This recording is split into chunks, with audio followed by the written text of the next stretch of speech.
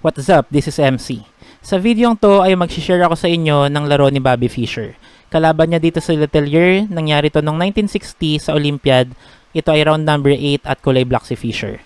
So kung hindi nyo kilala kung sino si Fischer, isa lang naman siya sa top 3 names na nababanggit kapag pinag-uusapan ng greatest of all time ng chess.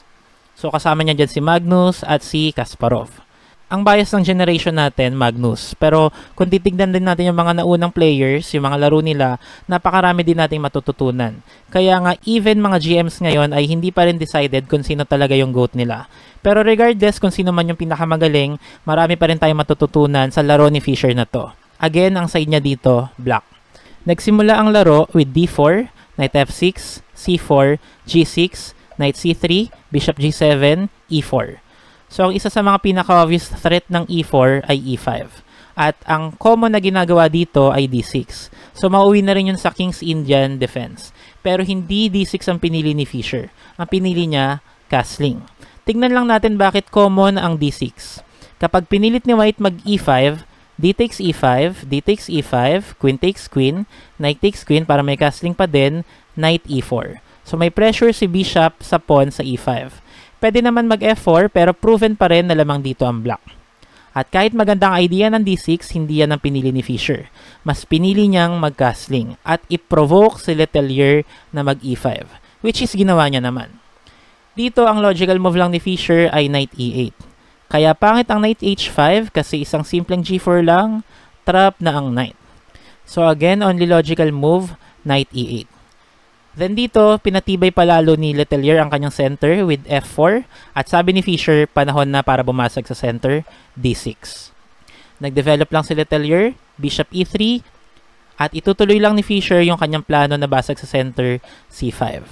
Kung titignan yung C5, kulang si Fischer ng depensa doon pero hindi lang yun yung aim niya. Hindi niya lang gusto mag-trade. Gusto niya ng rapid development, ma-open agad yung center kahit malugi siya ng pawn. So dito ang ginawa ni Letelier, D takes C5. Hindi pwede mag-take back si Fischer, maghahang yung queen niya, nakapin kasi yung pawn, kaya ang ginawa niya, Knight C6 lang. So development with dagdag pressure doon sa E5. Ang ginawa ni Letelier, C takes D6. So lamang na siya ngayon ng isang pawn. At ngayon lang nag-take back si Fischer, E takes D6. So ang ginawa naman ni Letelier dito, in-improve yung knight niya sa C3, nilagay niya sa E4, dagdag pressure sa D6. Si Fischer naman nakita niya, hanging yung knight, develop tayo ng bishop, bishop F5 with tempo yan. At inatras naman ni Letelier yung knight niya sa G3. Atake naman sa bishop ni Fischer. So inatras ni Fischer yung bishop niya sa E6. Dito nag-develop na lang si Letelier, knight F3. At si Fischer naman gusto niya nang buksan yung center pero ayaw niya ng queen trade kaya inilag niya muna yung queen niya. Queen C7. Sidestep lang ba? Ngayon, si Letelier, nilagay niya yung queen niya sa B1. Ang idea niya, ipupush niya yung pawn niya sa F5 para may progress siya sa king side. Si Fischer naman, wala siyang paki sa F5. Tingin niya, mas okay na buksan na ang center. So, ginawa niya na yung D takes E5.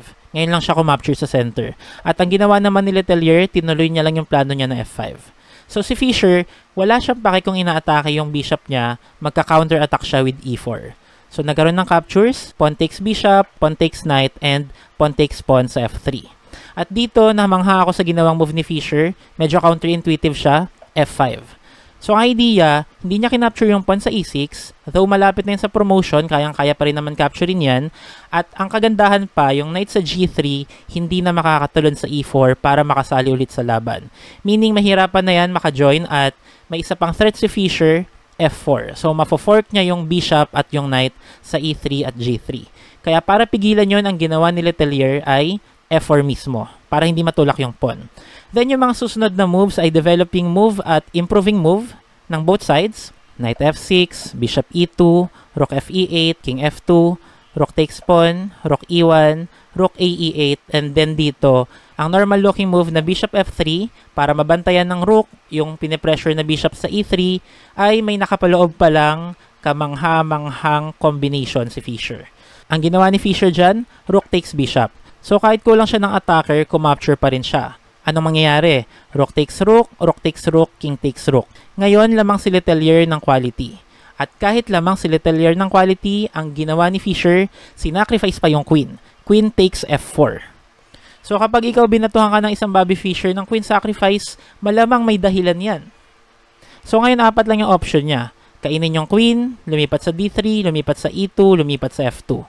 Huliin na natin yung kain sa queen kasi napakalupit ng idea ni Fischer doon. Kapag king d3, hanging yung bishop. Kapag king e2, may talon yung knight sa d4, maghahang na din yung bishop sa f3. Kapag naman king f2, which is yung nangyari sa laban, merong talon sa g4 ng knight with check, king g2, talon ulit sa e3 with check, king f2, at talon ng knight sa d4, so undefendable na yung bishop sa f3. Ngayon, ang huling tanong, anong mangyayari kung kinapture ni Letelier yung queen sa f4? Simple lang naman ang reply ni Fischer dyan. Isang napakatinding bishop h6. Checkmate. Kung titignan nyo yung pagkakamate, ang ginamit lang minor pieces at pawns. Kung ako magkakaroon ng kahit isang gantong game lang sa buong karir ko, siguro kahit di pa ako sumisikat, pwede na ako mag-retire. Sa sobrang ganda ng opening at ng combination na pinakita niya sa endgame.